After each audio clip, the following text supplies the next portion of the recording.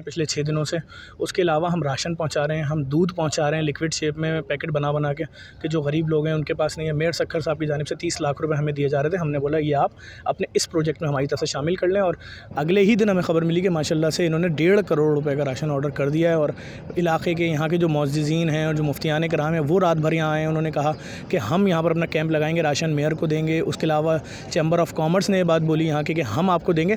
तो मैं समझता हूँ अगर सब लोग भरोसा करके एक पॉइंट पर राशन दे देंगे और इनकी यूसीज डिस्ट्रीब्यूट करेंगी तो डुप्लीकेशन का मसला ख़त्म हो जाएगा और इनके पास रिकॉर्ड आ जाएगा कि 12 दिन का राशन हम बांट चुके हैं, अब अगले 12 दिन का इन्हीं घरों में दोबारा देना है। तो मैं समझता हूँ एक बहुत अच्छा आइडिया है पूरे पाकिस्तान के लिए। इसमें हम वॉलंटियरली अपनी खदमात भी दे रहे हैं और हमने पूरे सखर में हमारा जो भी काम यहाँ चल रहा है, हैदराबाद में, लड़काना में, कराची में, हम उसमें हमारी टीमें दिन रात लगी हुई हैं। अच्छा, सखर में आपकी टीम किस तरह कितने अफराद वॉलंटियरली उसके अंजाम दे रहे हैं और क्या क्या काम कर रहे हैं? हमारे 50 वॉलंटियर्स यहाँ पर इस वक्त काम कर रहे हैं, जिसमें मकामी भी हैं, कराची से भी हैं। और हम कोशिश यही कर रहे हैं कि जो भी सामान हो फौरी तौर पे जो हमारे पास आ रहा है उसको पैक करके, या अगर हम दूध ले रहे हैं फौरी पैक करके उसको डिस्ट्रीब्यूट कर रहे हैं, और उसकी सारी अपडेट हमारे सोशल मीडिया पे जा भी रही हैं। अच्छा, करंटीना सेंटर के हवाले से आपने बहुत अच्छा इकदाम किया, उस हवाले से भी बताइए कि वहाँ अब क्या सूरत हाल है और वहाँ क्या क्या खदमात अंजाम दिए जाए? देखिए, करंटीना सेंटर में सबसे पहले हमने दूध के ट्रक, जूस और दीगर चीज़ें, इलेक्ट्रिक केटल, उसमें मुखिर हज़रात ने भी हमें भेजा।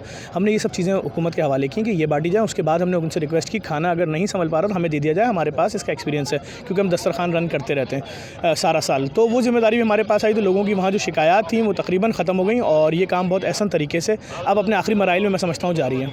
Thank you.